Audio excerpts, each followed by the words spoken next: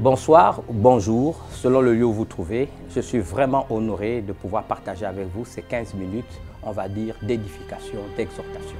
Littéralement, exhortation signifie redresser ce qui est courbé. Édification signifie construire. Édifier, c'est construire. J'ai toujours milité pour que les élites africaines, c'est aux élites africaines que je m'adresse, en général, et chrétiennes en particulier, participent à la décision, en inspirant les choix et les décisions de nos dirigeants et des décideurs de nos États, nations, particulièrement celles d'Afrique, lorsque nos intérêts communs sont menacés. Je suis ministre du culte, encadreur de conscience, écrivain et conférencier, et depuis de longues années, m'appuyant sur mes découvertes, mes nombreuses lectures et mes connaissances eschatologiques, je ne suis nullement étonné des événements qui sont les nôtres aujourd'hui et les mobiles qui s'y cachent. Les hégémonistes qui sont des tenants majeurs de la mondialisation voient le jour en 1883, un an avant la conférence de Berlin, où l'Afrique a été divisée, compartimentée, sinon dépecée, comme un gibier, pour satisfaire les intérêts des Occidentaux.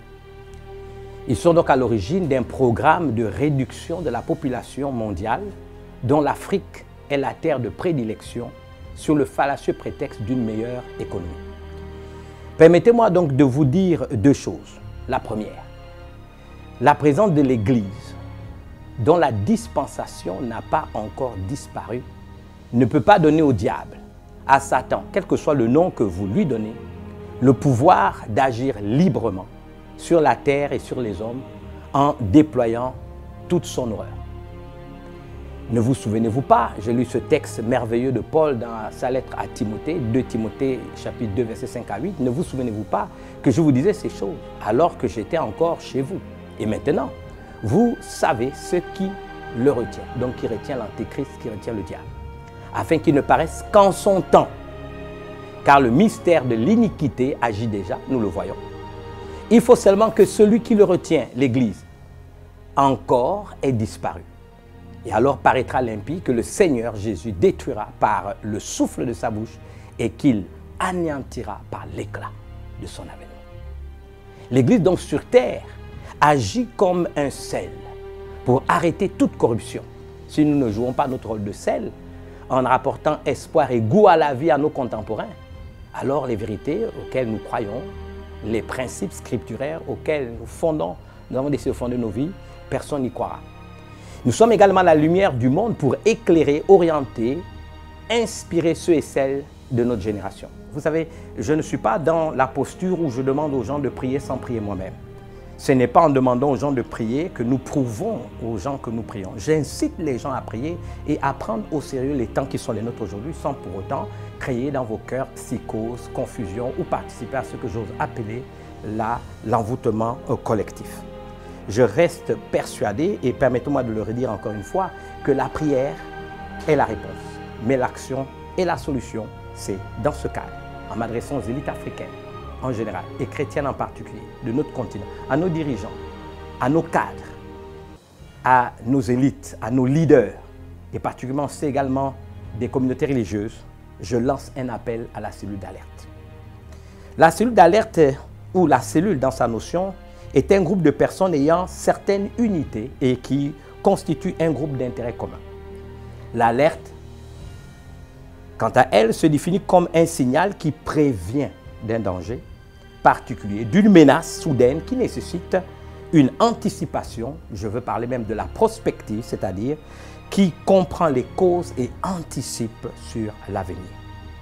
La Bible déclare, et c'est la colonne vertébrale de toute prophétie, qui est du domaine même eschatologique, dans Matthieu 24, 6, une parole que nous tenons de notre Seigneur Jésus-Christ, vous entendrez parler de guerre et de bruit de guerre. Gardez-vous d'être troublés, c'est le premier commandement.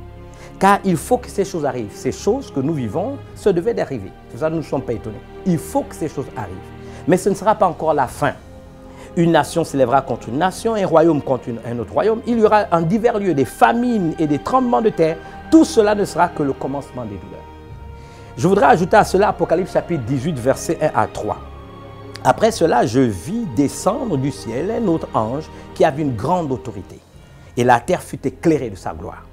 Il cria d'une voix forte disant, « Elle est tombée, Babylone, la grande. » Babylone, c'est une illustration du gouvernement mondial, du système unique de ce monde. Mais elle tombera à Babylone, comme Babel, n'est-ce pas, a été réduit à néant. Elle est devenue, une habitation de démons. 2, un repère de tous les esprits impurs. 3, un repère de tous les oiseaux impurs et odieux. 4, parce que toutes les nations ont bu du vin de sa fureur. Un système unique qui brise ce que j'appelle la souveraineté des États, qui se donne le droit d'ingérence sur les États et sur les gouvernements. Donc, on nous dit ici, c'est prophétique, n'est-ce pas? On nous dit que toutes les nations ont bu du vin de la fureur de son impudicité et que les rois de la terre se sont livrés avec elle à l'impudicité et que les marchands de la terre se sont enrichis par la puissance de son luxe, ce qui démontre très bien que derrière se cachent des enjeux financiers. Qu'il me soit permis de dire que la prière, j'insiste, est la réponse, mais l'action est la solution. C'est ce qui exige, en ce qui me concerne, le fait de faire un appel à la cellule d'alerte. Vous savez que le 18 octobre 2019, pour revenir à l'actualité, la fondation Bill Gates et l'école de santé publique John Hopkins, Bloomberg et le Forum économique mondial ont organisé conjointement un événement à New York où les décideurs politiques et les chefs d'entreprise et les responsables de santé ont travaillé ensemble, écoutez-moi bien, à une simulation d'épidémie du coronavirus. J'aimerais vous dire que cette affirmation est reprise par plusieurs sites qui relaient la théorie complotiste, mais ce qui est faux puisque le centre John Hopkins, dont je vous parle, Bloomberg, est une ONG internationale de santé publique qui travaille à protéger la santé des populations face aux épidémies. Elle mène aussi des études financées par le gouvernement américain et des mécènes privés comme, par hasard, la fondation Bill et Melinda Gates. Face donc au déluge d'accusations, n'est-ce pas, que les gens pensaient être complotistes, qui leur ont été, n'est-ce pas, envoyés, ce centre John Hopkins a publié un communiqué de presse le 25 janvier. Il confirme exactement qu'un exercice de simulation de pandémie appelé Event 201, donc 201, a bien été mené à New York en partenariat avec la fondation Bill Gates et Melinda Gates et le Forum économique mondial. Donc, cette simulation a bien eu lieu en octobre 2009. Le scénario tel qu'il avait été imaginé prévoyait donc une épidémie dont l'épicentre se trouvait dans une porcherie au Brésil et qui allait causer la mort de 65 millions de personnes dans le monde. L'ONG, et donc je parle encore de ce centre de santé, affirme que cet événement n'a donné lieu à aucune prédiction et qu'il s'agissait d'une pandémie fictive du coronavirus. Je voudrais qu'on essaie d'y réfléchir un peu. Elle ajoute que les données utilisées pour modéliser l'impact potentiel de ces virus fictifs ne sont pas similaires au Covid-19. Il est effrayant, permettez-moi quand même de vous le dire, que les gadgets donnés à chaque participant étaient une boule en caoutchouc à la forme du virus coronavirus. Bien aimé, l'influence du mouvement hygiéniste, permettez-moi de revenir là-dessus, sur la législation s'est traduite dans les 3 domaines principaux que sont la mise en place d'un programme de stérilisation contrainte, le durcissement de l'encadrement juridique du mariage et la restriction de l'immigration qui constitue un de ses principaux champs d'intervention dans des pays comme les États-Unis, la Chine, l'Inde, où ils ont déjà opéré. L'eugénisme visait à assurer une humanité plus adaptée, donc en principe plus heureuse. C'est dans ce cadre qu'il milite pour une réduction drastique des populations africaines, quitte à affecter le principe de la reproduction dynamique, quitte à affecter donc ce principe que connaît ce continent. Les moyens d'action dont il dispose sont le programme de vaccination avec agents stérilisants contenant du mercure, la drogue, pour susciter particulièrement en Afrique l'addiction et ses substances par nos jeunes, la dépénalisation de certaines drogues participe à cet objectif. La pression faite à nos gouvernements africains de légiférer sur des questions d'orientation sexuelle, notamment par la légalisation du mariage pour tous, vous en savez quelque chose. J'aimerais dire qu'en ce qui nous concerne, l'Église combat avec fermeté toute doctrine eugénique. L'eugénisme revient en effet, selon elle, à ne pas reconnaître la dignité de tout individu humain, quel qu'il soit. Je voudrais faire référence ici, par exemple, au scandale de vaccination au Kenya, où on a utilisé le prétexte de vacciner des jeunes enfants kenyans, filles et garçons, un vaccin sur le tétanos, mais qui en fait était un vaccin pour stériliser les jeunes, pour freiner ce que j'appelle la démographie de notre continent. La lettre du nonce apostolique Monseigneur Charles Balvo du Kenya, qui a confirmé, j'ai la lettre officielle, justement qu'il y avait des agents stérilisants, n'est-ce pas, de stérilisation pour justement vacciner des jeunes qui auraient été stérilisé, donc rendu improductif, parce que, comme vous le savez, pour les eugénistes, l'enjeu démographique, particulièrement de l'Afrique, est important. À propos de cet enjeu double qui est d'abord démographique, je voudrais rappeler qu'en 1987, un chancelier allemand, feu chancelier Helmut Kohl, qui a été chancelier allemand de 1982 à 1988, fait ses propos, je dis bien, en 1987. Il échange donc dans un cercle très restreint d'amis et lâche révolté qu'il ne saurait être question de laisser l'Afrique s'industrialiser et de conclure que l'Occident ne se laissera pas surprendre une deuxième fois par l'Afrique comme la Chine les a surpris. Qu'il me soit permis de vous dire qu'en ce qui concerne l'Afrique, qui compte aujourd'hui 1,2 milliard d'habitants depuis 2017, ce continent devrait avoisiner 2,5 milliards d'habitants en 2050. Sa population pourrait donc quadrupler pour atteindre 4,4 milliards en 2100.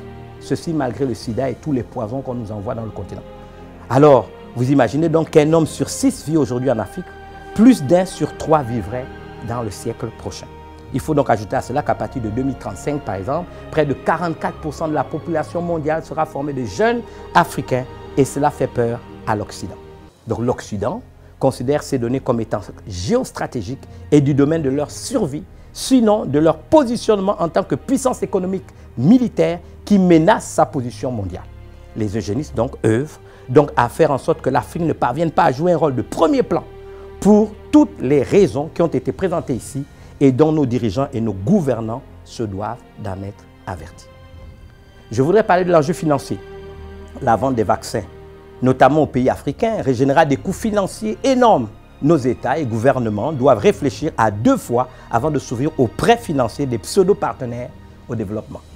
Nous invitons donc nos dirigeants à veiller à la souveraineté de nos États et à ne pas donner un quitus ou droit d'ingérence sans pour autant que nous ayons avec nos élites, nos scientifiques et nos encadreurs de conscience des débats, des réflexions et des arguments, des informations, je veux dire documentées pour mieux informer et protéger nos populations. C'est à ce titre que j'ai donc décidé, à travers cette vidéo, puisque vous pourrez me suivre sur YouTube et également m'envoyer vos avis, de créer une cellule d'alerte.